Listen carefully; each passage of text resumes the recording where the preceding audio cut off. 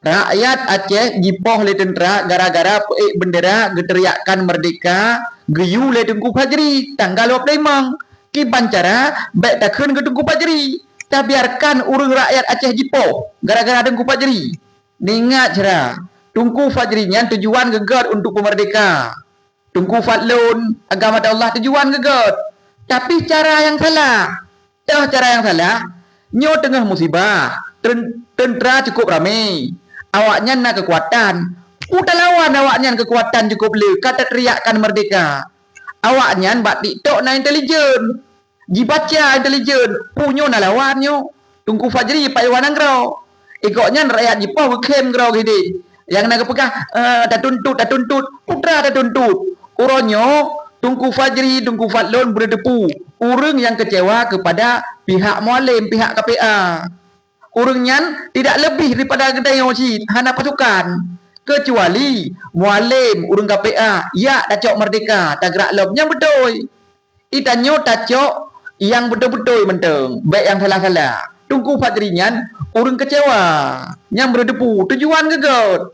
Tapi cara haji salah. Menyamerdeka, mana-mana gelak merdeka. Tapi baik mati konyol. Sesuai tak ajarkan oleh Nabi Muhammad SAW.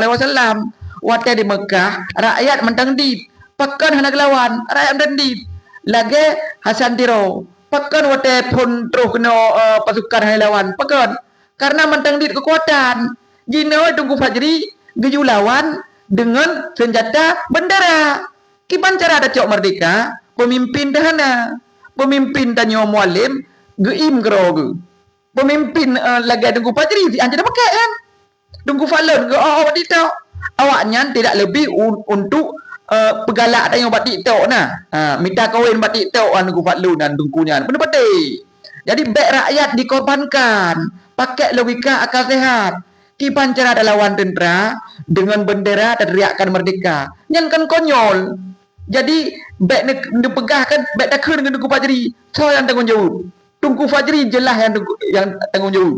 Yang kajipohnya.